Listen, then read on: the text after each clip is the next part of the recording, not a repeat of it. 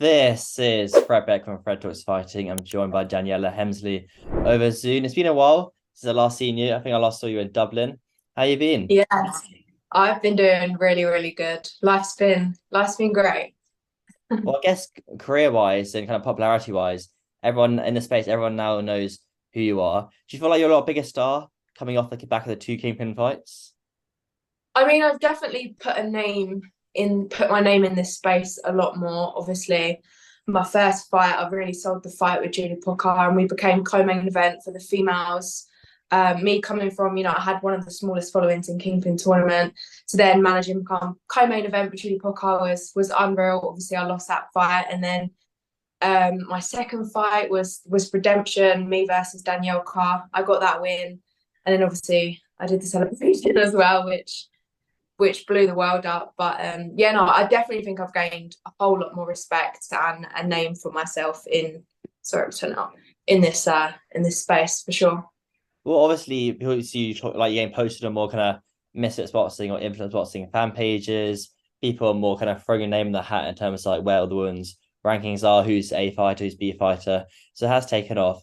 But the incident that happened at the end of the last fight, that was being banned from Kingpin, or you're allowed on the zone. Where does that all stand now? I think there's been a lot of misconception. Obviously, Kingpin told me they had to put a statement out, which I feel personally like it threw me under the bus a little bit. I didn't actually want them to say what they said, because that wasn't the situation at all. And yeah, I'm definitely not banned. I'm looking to make a return early 2024. So yeah. Perfect. That's how you want it. I mean, Kingpin, they're out of the picture. Now it's all down to Mrs. Boxing, the A side, certainly. Just good to see. You say you return in 2024. I take it you've still been training all this time. I'd like to I'm hope. still, I'm a bit obsessed actually. It's mad because obviously before Kingpin, I've never done any boxing in my entire life. Didn't even consider it. I've got an MMA boyfriend, but I was just the girlfriend, and now we're both like a fighting couple. We both train in the same gym, both training like, well, he's training 5, 6 times a week.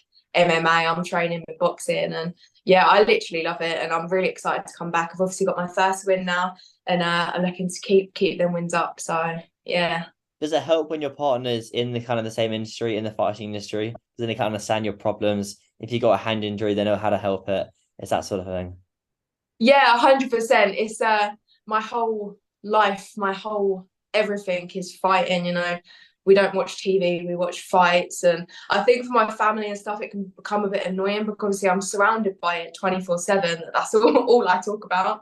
Um, but yeah, no, I love it, and it's definitely beneficial because I've obviously got all of his team on Mm. my team as well. Like I like to consider that I'm training in one of the best gyms in Europe for MMA, but also boxing as well. Like to Which gym strive. is it? Is it Birmingham, isn't it? Which gym? Yeah, it's Renegade Jiu Jitsu, or Renegade MMA now. But yeah, Renegade it's dope. We've got Leon Edwards, Fabian Edwards there, Akon Wanless, my partner. It's a dope gym. It's a really cool gym. So you're looking forward to Leon Edwards versus Colby Covington in a few weeks then? Well, not long at all Yes, now. I think we're having like a little party at the gym actually, like a watch I can party. watch party. I'll sit. Yeah, so it should be really cool. Our How do you reckon? reactions will be there. Well, you'll be filming all the reactions. Yeah, content. Yeah. How do you think Leon will get on? Oh, he'll smash it 100%. I think the guy's just a talker. And yeah, no, Leon trains hard. Like I witnessed that day in, day out. Whenever I'm training, he's always there. So yeah, he's sick. Certainly. If you can get the win, then that's massive for UK MMA. Just going back to the Misfits scene, who do you reckon you'll be out with next? Do you reckon it'll be out in March, February, January? I know it's a January card, or there might be a pay-per-view card in March, the Brazil card maybe. When do you think you'll position yourself to be fighting next? I can't say too much yet because obviously it's in talks, but it's looking more like March time. Don't want to make any promises yet, but obviously I'm aiming towards the March. Um, but yeah. Okay, nice. And then who do you reckon? What weight class will we be going in at? Like we're heavier, a bit lighter. What weight do you reckon? I like to fight at, well, I fought a Kingpin 140 pounds and I Mm. felt very strong, very fit at that weight. I'm happy to go down a little bit and up a little bit. But around that 60, 65 kg mark is where I think I'm best. Could you not do the rematch of your last fight? It was a close fight. Maybe you could put it on again. He wanted to rematch me to try and get the win, and I would 100% be down for it. But I think I've come leaps and bounds since Hmm. that fight, and obviously I guess she has as well. I know she's done a kickboxing fight, so I think we could put on another war for sure. That was a What about scrap. Whitney Johns? Because she was very, very big influencer that she hasn't fought since. Do you reckon you and her would make a good fight? Yeah, 100%. 100%. I know she's been doing it for a few years. I've also been training full time since Hmm. March. So yeah, I mean, she's definitely got the experience on me, but I've also come leaps and bounds, and I'm a lot more of a dog than I ever used to be. Like I love it, and I don't mind taking a hit anymore, which I think is the best thing that happened to me. Well, how long did it take for you to like not mind getting punched in the face? Because I was never a big fan of getting punched in the face. I still don't like it. You know what? I needed to get battered by Julie Pocker. Like the whole of that fight camp was literally learning to box. I'd never done anything in my life. And then I went into that fight. Obviously, I got dominated. She beat the crap out of me.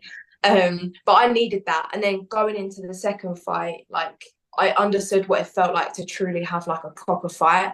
And then obviously I put it on Daniella, and she thought I was going to be a walk in the park going into the fight. And then yeah, obviously I won. So I think It definitely getting a beating from Julie Pocker was the best thing that happened to me kind of in terms of brings you boxing. back down to earth. Then you go get the win, which makes it even a Yeah, better story, which is perfect, really. 100%.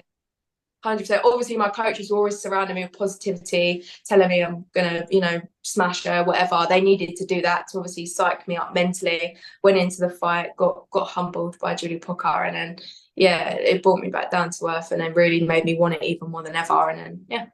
Did you see Julia's last fight, winning the Misfits title on the last card in York Hall? Yes, I watched it. I honestly, going into that, I did not know who was going to win. Um, Elena, I think that's how you pronounce it. Hmm. She's a beast. Like she's big, she's strong, and I think she's a lot more technical than Julie Pocker. But Julie is just. If you've been hit by Julie Pocker, she hits hard. Like my first fight. 10 seconds in, she made me wee myself because she punched me in my belly and my bladder just like exploded. Like for a woman, she hits hard. I've never experienced anything like it in my entire life. But yeah, obviously Julie won that fight and well deserved to her. Mm. She's got a good technique. I feel like she just preserves her energy, waits around, and then when someone comes in, she just counters and like, yeah. Well, she's got good base, isn't she? She knows what she's doing, and then she'll be Yeah. in the Brazil card, which will be quite big for her. I mean, when you got like 2,000 fans screaming her name, and you're gonna have like 10, 15,000 in Brazil and Rio. I mean, it does sound pretty good. Yeah. I do appreciate you coming on the Zoom. I'll see you next on Misfits. But for people who don't know where to find you, like people find you social media wise, Instagram, Twitter, etc. Daniella.Hemsley. Follow me on Instagram. Follow me on Twitter. I'm there posting all the time. You can follow my training journey and yeah.